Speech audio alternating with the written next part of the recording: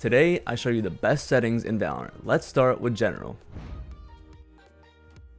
For sensitivity, this is kind of personal. I mess around with my sense all the time. So if it's 1-to-1, your scope will be moving the same speed that your crosshair would out of the scope, if that makes any sense. So if I have, like I'm moving like this right now. If I was scoped in, it would be moving the same distance with the same mouse pad swipe. So I turn it down a little bit in the scope, at least it's a little easier to aim. Same thing for ADS for me as well. Raw input buffer, I don't have it on. I don't know what it does, but I've never really touched it. I don't think it really affects anything. For the map, you have your key player centered on. And I also do like to rotate it. Some people like fixed, but I like to rotate. Essentially, whichever way I'm facing is straight up on the map. For the minimap size, I keep that on 1. For the minimap zoom, I did turn it down a little bit because when it is on 1, for example, you can see even the slightest, like this corner up here is cut off for me. Minimap vision cones always have this on. If I'm holding cave, right, you can see, like my teammates can see that I'm holding cave. So it's just one less thing to worry about when you're in a game. And then region names, you can press M to pull it up and see where you were, and then it kind of just helps you memorize what the callouts are on the map. So keeping that on is always good. This one it would include the spike with all of that. So not that, I don't think any of that really matters. To me, it doesn't matter because I don't use mouse wheel as my changing weapons bind. I don't think you should either because it's very easy to accidentally press it twice and go to the wrong weapon. Or I have corpses on because I don't want those little discs popping up above, you know, where somebody died. It's super rare, but it is something that you have to worry about. Blood is important. I believe if there's someone right there, you hit them in the head, blood will show and you'll be like, oh, I know I hit them. I know they're there. There's a headshot. Like they're at least a little bit low. I believe it's better to have blood on if you have the option to. Network buffering, I have it at a minimum. Bullet tracers, I always keep on because when I'm spraying through smoke, it's important to see where my bullets are going and I can control my spray a little bit better. If you get nervous in those situations and the number of people watching affects you, then I would just turn this off and just not think about it.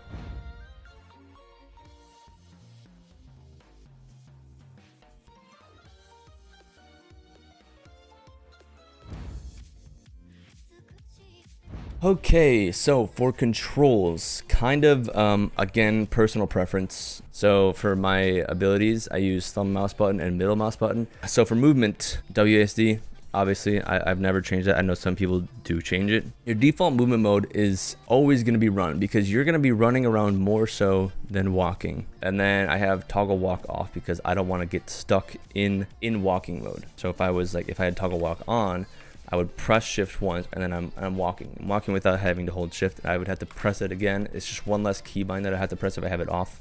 And then this way my walking is intentional when I'm pressing the bind down. Jump. So this is a thing that transferred over from CS, but I also have mouse wheel up because I used to b-hop in CS. When I'm like b-hopping, I can just scroll and it doesn't matter when I'm scrolling, it will always hop. Toggle crouch I have off because I don't like any of my keybinds to be toggled. I want to intentionally press them. Fire, left mouse button. Alternate fire would be ADS. Like that's the alternate to firing. Toggle zoom level, I don't have bounds because of how I have my sniper rifle aim. I wanted to keep it kind of like CS. But if you have sniper rifle on hold instead of toggle, so for equipping primary weapon, I have that 1, 2, 3, 4. I never changed those. I mean, you can change them to keybinds. Cycle these, so these would be like what normally would be mouse wheel up and down. I don't have those bound because I don't think cycling to the next weapon is good. I think you should be used to pressing one button for getting to different guns. Equip last weapon used, don't have that on, and then auto equip prioritizes most recently equipped instead of strongest. So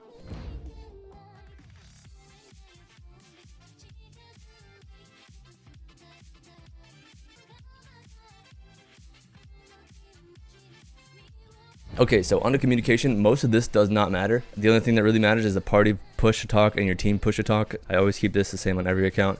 This one has always been C for me. It's been C on CS. It's been C in every game for me. And then technical callouts, when you see somebody, it'll call out in chat for other people, like your teammates. And then radio commands, this is like another way of communicating without using your mic. So I can press period to pull up the menu on the bottom right here. And then I would press like 1 to go into combat. And then, hey, I need healing. I press 3.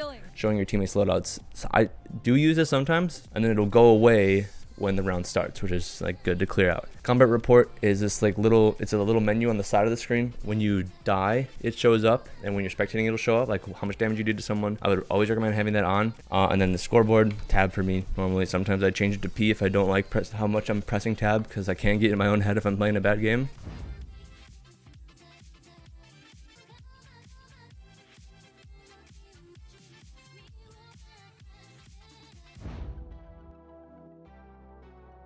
Crosshair, once again, another thing that is personal preference. Now, I prefer this one. This is like my favorite crosshair because cyan is like a brighter version. It stands out a little bit more. And because it's a brighter crosshair, when I have it off on brighter maps like this, I like to have an outline on it. So not only do I have the bright color to contrast on the enemies, I have the dark outline to contrast in bright spaces.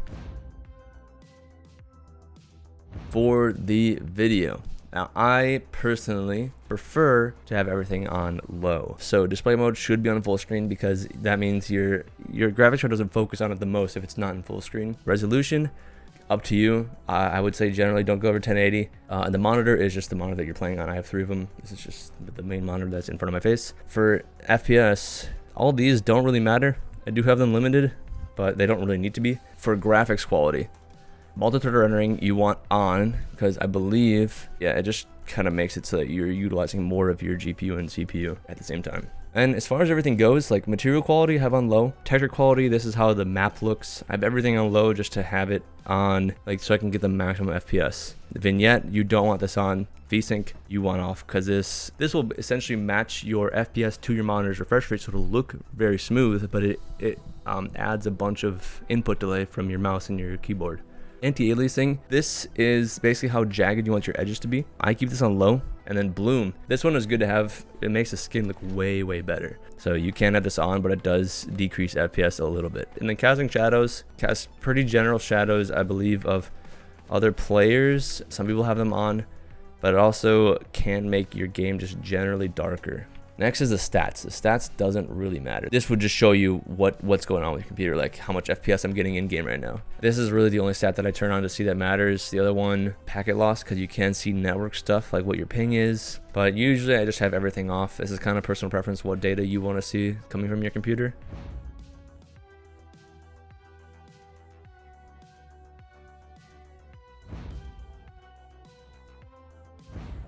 For like overall volume, I just have that on max. So it doesn't, like, none of this really gets changed for me. This is all personal preference. I would say keep your overall volume on the highest, but then turn down things that are annoying, like for example the music. And then I keep this on stereo because it kind of gives me like directional hearing, which is also this HRTF. This is directional. You want this on.